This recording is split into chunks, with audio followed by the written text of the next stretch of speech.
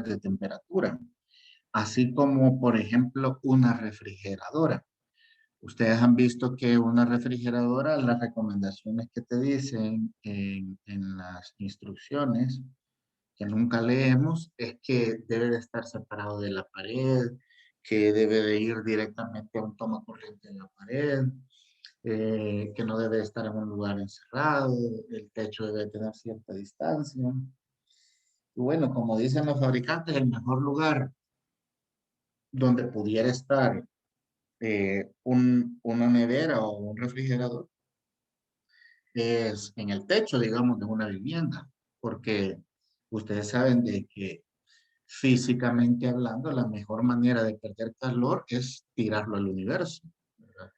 Entonces, antes los refrigeradores venían con una parrilla en la parte de atrás, o si alguien tiene con sus papás refrigeradores viejos, tenían una parrilla en la parte de atrás. Esta parrilla por lo general siempre se mantenía caliente, ¿verdad? Porque lo que hace el refrigerador es perder calor. En eso se basa, básicamente. Entonces, por medio de un gas y de unos termoaislantes que lo hacen en una pared, lo que hace la refrigeradora es perder calor. ¿Y cómo lo pierdo? Bueno, calienta esta parrilla que les digo y por eso es de que te dicen de que no debe de estar cercano a la pared porque el objetivo es que mientras más pierda calor, eh, mientras más emane el calor al universo, pues más Hola, frío y más fácil va a ser que eh, la nevera gane eh, o pierda calor y sea más fácil de refrigerar. Entonces, nosotros somos exactamente lo mismo. Ustedes pueden ver ahí los registros que andamos de temperatura, que yo siempre les digo que en este tema no hay que ser como que tan estricto, tan cerrado y tan clavado, porque ya ven que hoy con esto del COVID, a mí, por ejemplo, cada ratito me enviaba gente fotos que me decía, doctor, es que tengo 37,3 y mi temperatura siempre ha sido 36,8. O sea, de verdad que no. Y lo peor es de que lo llaman a uno porque otro médico le dijo, no, pero ya tenés más de 37. Y vos nunca has estado así. Yo te conozco, háblale al doctor. Entonces, tampoco tenemos que ser tan clavados. O sea, recuerden que también hace muchos años se hizo un estudio de las discrepancias de las horas a las que se toman y también la forma en la que se toma el aparato, el tipo de aparato y también en el lugar donde se toma. Por ejemplo, aquí pueden ver los de la cavidad oral, ustedes pueden encontrar que los que más, digamos, más fidelidad tienen en cuanto a la temperatura de la región central es el tímpano, porque una cosa también es la temperatura periférica y otra cosa es la temperatura central. Y eso es otra de las cosas que quiero que también tengan en cuenta, porque ustedes saben que nosotros tenemos también, así como la refrigeradora, un termoaislante. Y nuestro termoaislante son los adipocitos, es decir, el panículo adiposo, el tejido graso. Esos son nuestros termoaislantes, ¿verdad? Para mantenernos calientitos por dentro y para mantenernos en eh, eh, a cierta temperatura, ni tan caliente ni tan frío, en la parte de afuera. Entonces, por eso es de que hablamos de la temperatura central o lo que la gente le dice temperatura visceral y hablamos de la temperatura periférica. Entonces, por eso es de que se ha dado toda esta discrepancia. Ahora bien, como les digo, nosotros somos eh, un organismo, como cualquier otro, que tenemos un montón de reacciones químicas en las cuales en estas reacciones químicas generamos calor, como el motor de un vehículo. Y también tenemos formas de disipar el calor, como les explico, como cualquier vehículo o como cualquier refrigerador. Les pongo esto en contexto porque más que nada para que tengan como que una forma de hacer la analogía. Por ejemplo, yo siempre les digo que que no hay que ser tan clavado en esto y siempre tengan como parámetros eh, el 41 grados centígrados y los 35,5 o si quieren 35,5 y 41,5. Ustedes ya saben de que de 35 o de 35,5 a 37 estamos hablando de hipotermia, de 37 hasta 38, la mayoría de los textos lo llaman como febrícula, y arriba de 38, pues ya hablamos de fiebre. Y luego tenemos los valores estos de 41 grados centígrados, porque ya se le habla, se denomina hiperpirexia, o incluso hay unos términos como hipertermia maligna. Otra de las cosas que debemos de tener en cuenta es la clasificación de la fiebre, ¿verdad? Que tenemos que ver la duración de la fiebre. Por ejemplo, para ponerles en contexto esto, una paciente, estudiante de medicina, me la presentaron a mí, bueno, médico realmente, pero estudiando una subespecialidad. Y me comentaron del caso que tenía unos días de fiebre, pero al parecer había tenido una sintomatología nasal y un poco ahí de prurito faríngeo. Entonces ya ven que ahora en estos días te pica la nariz y te duele el pelo y una uña, pero tenés fiebre y el diagnóstico ahora ya saben cuál es, ¿verdad? O sea, ahora todos les zampamos que es COVID. Entonces, a la cipota le hicieron una tomografía torácica y en la tomografía decía que habían unos granulomas calcificados. Es lo único que ponía el radiólogo. Lo cual creo que ustedes ya lo saben, que los granulomas calcificados todos los tenemos. Son unas cosas benignas y la mayoría de las personas, sobre todo en estos países, lo tenemos. Entonces, la chica seguía con fiebre y solo se le investigó COVID. Entonces le hicieron los exámenes, estaban todos disparados, pero como nos agarra clavazón, le mandaron el dímero D, la LDH, que ustedes saben que son marcadores indirectos, que ya se los voy a explicar por qué. Son los famosos llamados reactantes de fase aguda. Y bueno, la chica estaba súper mal y después tuvo dolor abdominal. El día que tuvo dolor abdominal, la cirugía.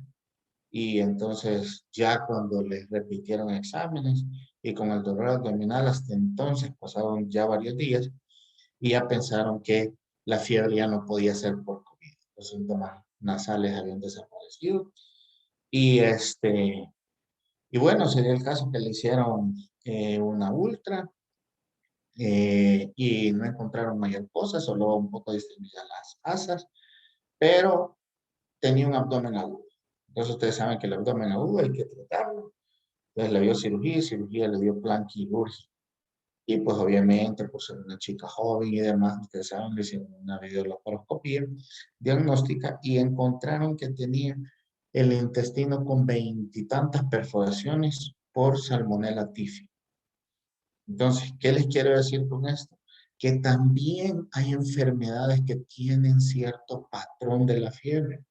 Y también, si bien es cierto, en medicina no está inscrito nada en piedra, pero yo, la forma en la que se presenta la fiebre, cómo se mantiene la fiebre, cómo encuentro yo la correlación clínica del paciente, es lo que me va a llevar a tratar de hacer un diagnóstico más rápido y un diagnóstico más certero.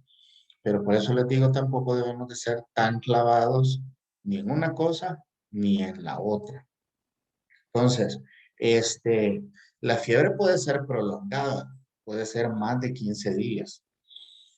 Antes se hablaba de que la fiebre mayor de 15 días, que le llamaban la fiebre de origen por determinar, este, no era infecciosa.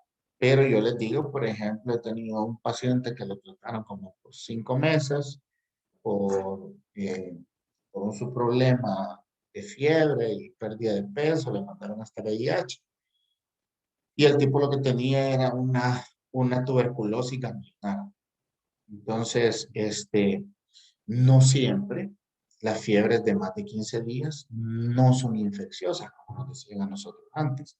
Pero también hay que pensar en que no todas las fiebres son infecciosas, ¿verdad? Por ejemplo, un paciente este, eh, con un linfoma, por ejemplo, un linfoma ustedes saben que es una patología maligna y no va a ser una presentación de un paciente séptico y la fiebre puede durar varios días. Entonces, también a veces nos clavamos en que todo problema de fiebre, así como les digo yo que aquí en El Salvador, toda leucocitosis le andamos metiendo antibióticos.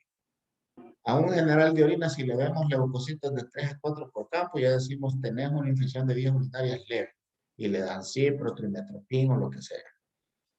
Y ninguna leucocitosis nos traduce eh, que el paciente necesita antibióticos per se, ¿verdad? Entonces, con esto hay que ser un poco delicado en lo de las formas de presentación y la duración de la fiebre. ¿Verdad? No es lo mismo, por ejemplo, un paciente que comenzó con la fiebre ahorita y comenzó con 38 grados centígrados y tiene dolor abdominal y vomita y todo lo demás, eso pues obviamente que voy a pensar que tiene una cuestión infecciosa. A alguien que tiene 20 días con fiebre, perdiendo peso, como les dije, puede ser un paciente como con una tuberculosis glandular o puede ser un paciente con VIH, con linfoma o cualquier otra patología maligna. Entonces, también hay que tenerlo en cuenta. Ahora, ustedes saben de que la cuestión esta de la temperatura, todo va a estar regulado por el hipotálamo. Y vamos a tener, creo que ustedes saben mejor que esto porque ustedes lo leyeron hace poco, vamos a tener unos tipos de cómo viaja el impulso nervioso. eh, en las fibras que tienen mielina y en las que no. Y ustedes saben que, por ejemplo, las que nos transmiten el frío por todos estos quimiorreceptores que tenemos en la piel, que como les digo, ustedes se los pueden mejor que yo, los de Meissner, Malpighi, todos esos ustedes los conocen mejor que yo. Y de esta forma, van a viajar si es frío o si es calor por axones mielínicos o amielínicos y de esta forma se va a ir al centro termorregulador del cuerpo, que ustedes saben que es el hipotálamo, y entonces aquí vamos a tener el punto de ajuste hipotalámico y entonces desde el cerebro se puede mandar cierta información para que vaya a actuar a la periferia o a nivel central, es decir, a las vísceras o a nivel periférico, para que el cuerpo empiece a perder o a ganar calor. Ustedes han visto, por ejemplo, que en los pacientes que tenemos un poco de fiebre, eh, hay mecanismos, por ejemplo, cuando por decirles algo, una infección por Escherichia coli, estos pacientes pueden tener liberaciones de endotoxinas, que estos pueden ir a actuar sobre los reactantes de fase aguda por medio de las interleucinas que todos nosotros tenemos. Y aquí las tienen en este diagrama. Está la interleucina 1, la interleucina 1B, el factor de necrosis tumoral, la interleucina 6, que dicho sea de paso, estas y la interleucina 1B, la interleucina 1,6 son como de las más eh, predominantes o las más importantes en la pirogenia del cuerpo.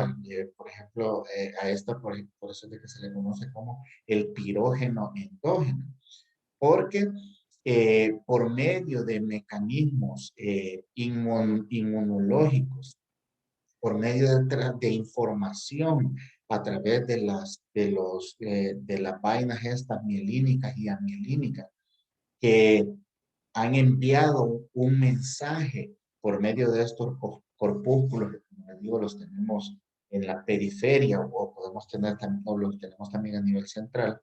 Por medio de esto se liberan estas interleucinas y van a ir a actuar a diferentes puntos. Por ejemplo, yo siempre les comento que cuando tenemos pacientes con COVID, ustedes ya han visto que empiezan a mandar dinero de, que mandan el RH, proteína C reactiva y todo lo demás. Y yo no es que diga que esté mal enviarlo, lo único es que, por ejemplo, cuando nosotros ingresamos a un paciente con COVID, que es en grado severo, y independientemente como tenga el dinero, siempre lo vamos a... Esas son como que las normas internacionales, con el esteroide, porque el paciente esté acompañado, porque tiene riesgo de presentar una embolia pulmonar, etcétera. Entonces, sin embargo, nos olvidamos de otras cosas que son, por ejemplo, ver cómo está la tormenta inflamatoria en estos pacientes. ¿Y qué hacemos para ver cómo está la tormenta inflamatoria? Bueno, pues mandamos niveles de interleucina 6, por ejemplo. Así como yo veo cómo esté y en el momento en que esté, pues entonces yo digo, porque esto es el arte en el COVID, es decir, en qué momento yo le voy a poner tal o cual medicamento. No es tan chiche, no es tan fácil que, sí, ponerle dexametasona, no es que algunos los puedes inmunosuprimir tanto que al final vos los terminas matando.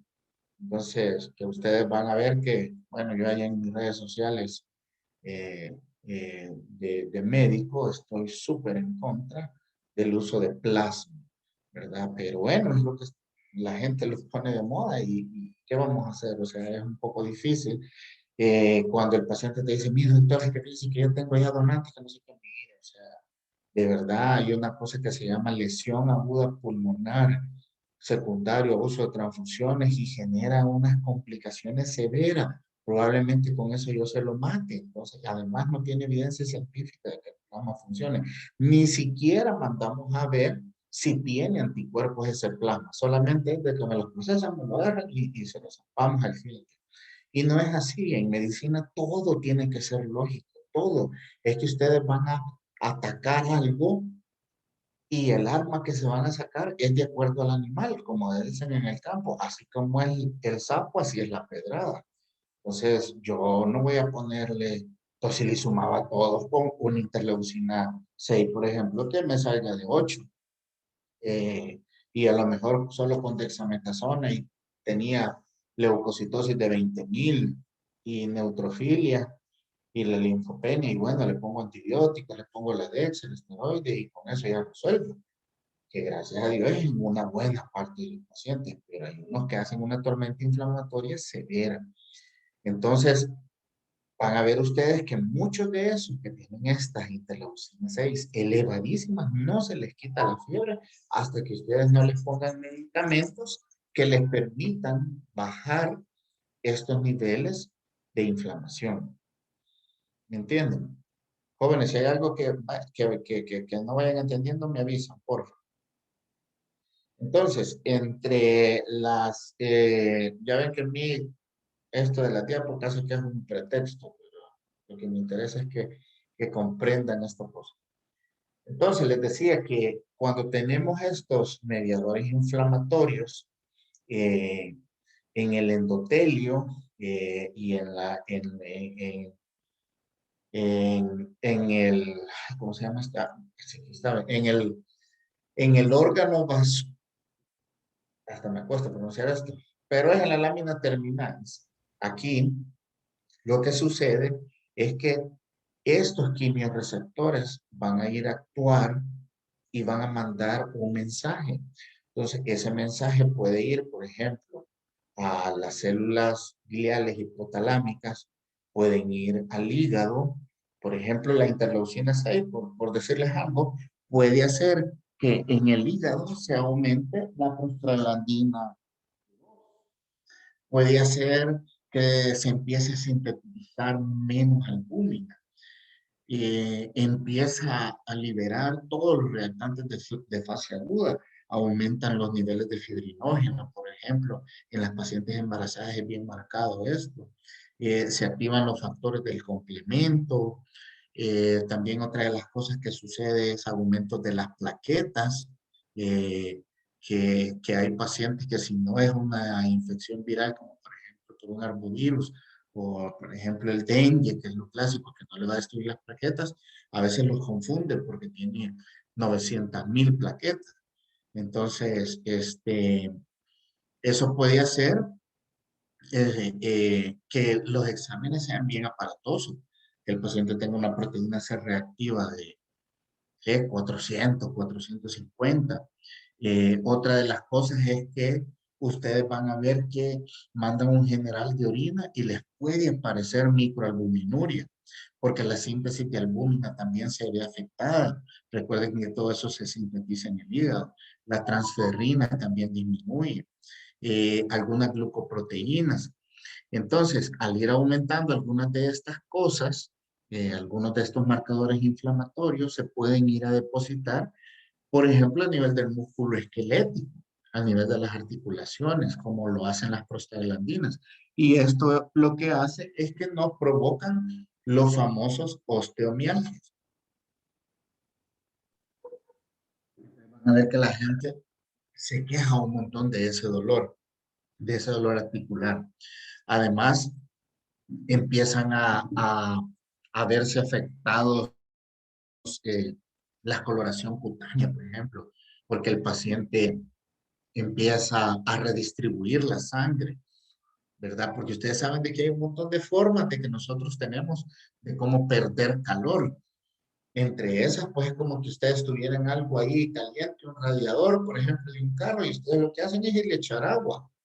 Entonces, igual si tenemos una temperatura eh, central aumentada, pues también la redistribución de la sangre, que usted sabe de que es agua, puede disminuir un poco la, la temperatura. Hay mecanismos en los que nosotros ganamos calor, perdemos calor, que los podemos incluso hasta ver. Por ejemplo, ustedes saben eso de la erección de los vellos cutáneos, la piloerección, es una cosa bien clásica. Otra de las formas es cuando ya que la gente dice que sube la fiebre, porque sí, ya no encontrás otro, el cuerpo ya no haya otra forma de cómo bajar la temperatura, pues simplemente estimula la, a las glándulas sudoríparas a que echen agua, pues, que no hay otra forma, ¿verdad? Ya no encuentra otra forma de cómo hacerlo. Y entonces, echa sudor y con eso trata de bajar un poco la temperatura. Así como ustedes ven que cuando temblamos, que es porque estamos tratando de ganar calor, porque ha habido una redistribución y es que la gente dice, yo los veo bien pálidos y hasta temblorosos. Entonces, esas son como que las cosas importantes para entender el mecanismo de la fisiopatología de la fiebre. Entonces van a ver ustedes que no es una cuestión ni tan sencilla, pero tampoco es tan compleja de entender. Cuando digo que no es tan sencilla es porque no es una o dos cosas, es decir, el hipotálamo, aquí hay un receptor, actúa en el hipotálamo y viene un cable y este cable me dice por medio de la médula espinal y las raíces nerviosas qué debo de hacer en el cuerpo. No es tan sencillo, ¿verdad? Hay un montón de mecanismos neurosinápticos en donde llevamos y traemos mensajes, o sea, porque de repente los mecanismos han sido efectivos, entonces le manda un mensaje diciendo, mira, ya calmate, ya no perdas calor, entonces ya podemos hacer tal o cual cosa. De esa forma es en la que nosotros, como les digo, ganamos o perdemos calor. Y de esto se trata el estudio básicamente del paciente febril, de cómo nosotros ganamos o perdemos calor. En eso está todo. Entonces, eh, dicho esto, pues ustedes van a ver que de acuerdo a cómo es la presentación de la fiebre, a cómo tiene los exámenes clínicos que ya les dije, que todas las cosas que se pueden ver afectadas, la proteína C, el leucograma, la misma hematocritohemoglobina, porque si el paciente ha sudado demasiado, ha tenido demasiada diafuresis, no ha tenido ingesta de líquidos, el paciente se va a hemoconcentrar. Entonces, todas estas cosas son las que yo debo de analizar. Cómo tengo el general de orina, cómo tengo la albúmina, eh, cómo están interactuando los reactantes de fase aguda en ese paciente, cómo fue que se instauró la fiebre, cuántos días lleva. Entonces, todo esto de la biometría hemática es lo que me va a ayudar a mí también a determinar el origen o el causal de esta fiebre. También en algunos pacientes voy a necesitar estudios especiales, ¿verdad? Mandarle frotis de sangre periférico, hacerle un aspirado de médula ósea, por ejemplo, en los que yo les sospecho que están haciendo linfohistiofagocitosis, o que ahora es bastante común aquí en El Salvador, y yo creo que quizás es porque no la hacíamos tanto, pero ahora se diagnostica, y además el protocolo de diagnóstico ha cambiado. Entonces, hay como que una forma más fácil de sospecharlo, se la mandamos rápido al hematólogo, el hematólogo le hace el aspirado, y de una sola vez nos dice que el paciente está con linfohistiofagocytosis. Eh, También tenemos aquellas entidades clínicas como los neutropénicos febril, porque el paciente está con fiebre, y yo le mando un hemograma y vamos a ver leucocitos de 1000, y de esos ¿qué? El veintitanto por ciento son neutrófilos. Entonces, porque nosotros nos acostumbramos aquí a hablar de porcentaje, ¿verdad? Que tiene tanto de leucocitos con 80 neutrófilos, con 85 neutrófilos, o con tanto de linfocitos, pero realmente lo que deberíamos de hacer es hablar de conteos totales. Por ejemplo, este paciente tuviera, por decirles algo, 350 neutrófilos. Ustedes saben que es un paciente de riesgo, que hay que aislarlo, que hay que ponerlo en UCI, que hay que entrar casi que como que fuéramos COVID, ¿verdad? Porque cualquier cosa que nosotros le llevemos con medio que le tiremos saliva, al paciente se le va a pegar algo y no tiene sistema inmunológico que tratarse, y lo podemos matar de una infección viral sencilla. Entonces, por eso es bien importante hacer toda la correlación clínica. Ahora, de los mecanismos de acción de los antipiréticos, pues ustedes ya les expliqué cómo es que que suceden los mecanismos fisiopatológicos a la hora de ganar calor, que en este caso es el problema de la fiebre, cuando el centro termorregulador ha fallado. Y ustedes saben de que ya les expliqué de que por los mediadores inflamatorios, la síntesis de prostaglandina E2 es de las más importantes, que todas estas síntesis son codependientes de la enzima ciclooxigenasa, que ustedes saben que hay COX-1 y COX-2, ciclooxigenasa 1 y ciclooxigenasa 2. Eh, en el libro de texto les habla de la fisiopatología de los AINES, y de los que menciona aquí mucho el ácido acetil salicílico, el tradicional, eh, o la famosa aspirina, y los AINES, como por ejemplo el ibuprofeno, desquetoprofeno, eh, diclofenaco, meloxicam, piroxicam, eh, qué sé yo, todos esos, naproxeno, todos esos, ustedes saben de que actúan inhibiendo esta ciclooxigenasa, pero tenemos algunos que son específicos, ¿verdad? Y que nos evitan el daño que pueden causar los AINES. Por ejemplo, en algunos pacientes que, como les digo, no hemos encontrado el diagnóstico, no tenemos el causal de la fiebre, y pues una de las cosas que debemos de evitar es dar ciclos largos de AINES, sobre todo en aquellos pacientes que tienen cierta susceptibilidad gástrica y que nos pueden sangrar, o que pueden provocarle una úlcera o una gastritis erosiva. Entonces ahí utilizamos los famosos AINES específicos, y tenemos el enterocoxib, celecoxib, valecoxib, todos esos que hay en el mercado, y bueno, ahora en el país tenemos un montón. Y por eso es que si vamos a hacer uso de algún antipirético aquí en este país. Y les digo aquí en este país porque, por ejemplo, Costa Rica, República Dominicana, por lo menos donde yo he estado, eh, utilizan mucho la neomelubrina o el metamizol. Y nosotros aquí le tenemos mucho miedo en la onda esa de que presentan el síndrome del hombre rojo, ¿verdad?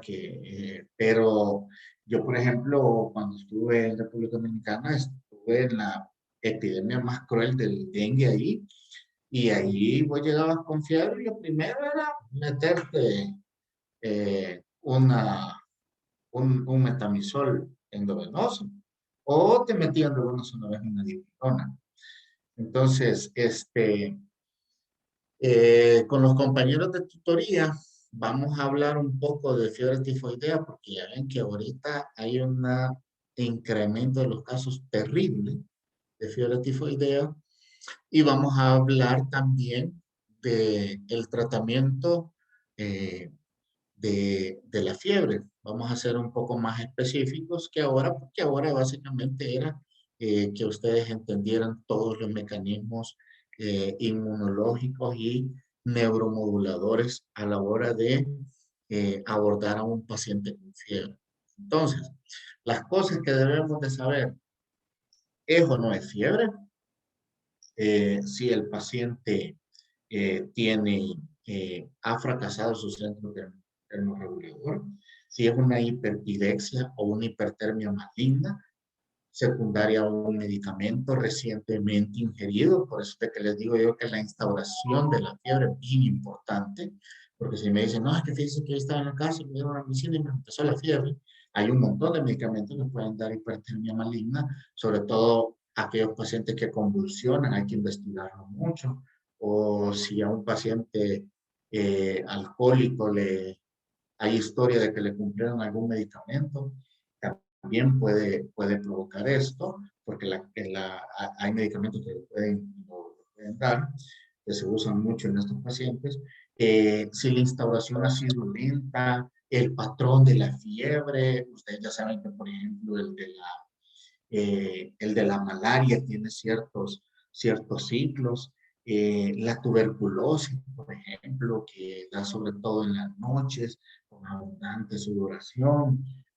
Los otros síntomas que pueden ir acompañando, cómo están los exámenes que se habían hecho hasta ahorita, porque muchas veces el paciente tiene un montón de días de tener fiebre y los exámenes están normales y cae en esa cosa de la fiebre de origen por determinar. Entonces ahí ya nos hacemos acompañar de una interconsulta con un hematólogo, le llamamos a un infectólogo, porque déjenme decirles que a veces no es tan chiche, no es tan fácil llegar a un diagnóstico adecuado. Y después de eso, bueno, pues cuando ya llego yo al diagnóstico adecuado, perdonen que sea un poco desordenado en esto, que antes de llegar al diagnóstico, pues yo tengo que saber los exámenes que yo debo de tomar, ¿verdad? Y a quién llamar. Por ejemplo, si tengo leucocitosis, tomar hemocultivos, de dónde voy a tomar los hemocultivos, si tengo que enviar vaciloscopía, si tengo que hacer una ultrasonografía abdominal o una ultrasonografía renal porque no encuentro nada y me parece que tiene un absceso renal, eh, etcétera, etcétera, un montón de cosas. A veces, como les digo, no es tan fácil. A veces uno en la UCI encuentra un montón de cosas y dice, no, pero no tiene nada de fiebre, no ha hecho fiebre y eso me llama la atención. Y a veces, pues bueno, el paciente está tan afectado que tiene bien afectado su centro termorregulador. Y por eso es de que existen los catéteres para medir la temperatura central. Por ejemplo, el catéter de Swan-Ganz, que ustedes saben que lo metemos a través como una vena central, a través de la subclave y medimos un catéter se coloca una pantallita donde se conecta y se activa y ahí se mide la temperatura.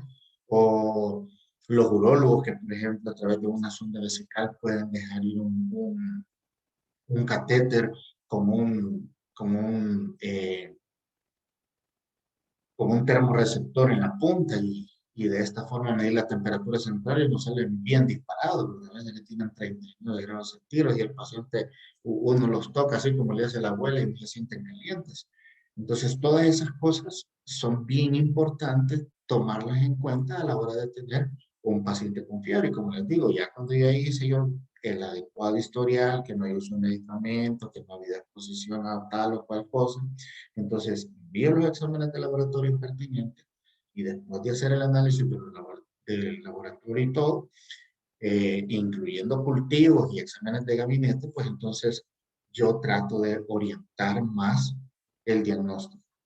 Pero como esto no es tampoco un abordaje de problemas o abordaje diagnóstico, sino que es más bien para que eh, entendamos lo complejo que puede ser a veces el abordar a un paciente con fiebre.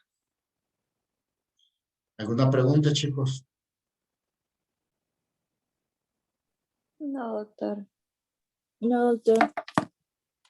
Vaya, con mi grupo de tutoría, el día miércoles vamos a tener, yo pensaba que lo hiciéramos presencial, pero no sé si los demás tienen chance y podemos compartir con los demás en la tutoría, porque ellos nos van a hablar de la fiebre tifoidea.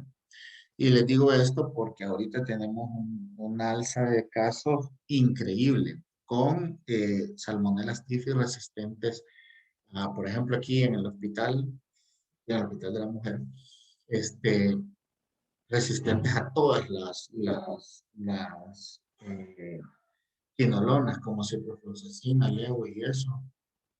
Entonces, solamente sensibles a algunos a macrólidos y sobre todo a ceftriaxona y todas esas cefalosporina. Entonces, eh, y les cuento este caso de esta chica que fue hace 2 días. O sea, tenía que salir con colostomía, con un montón de úlceras perforadas y todo por querer pensar que la fiebre era por COVID.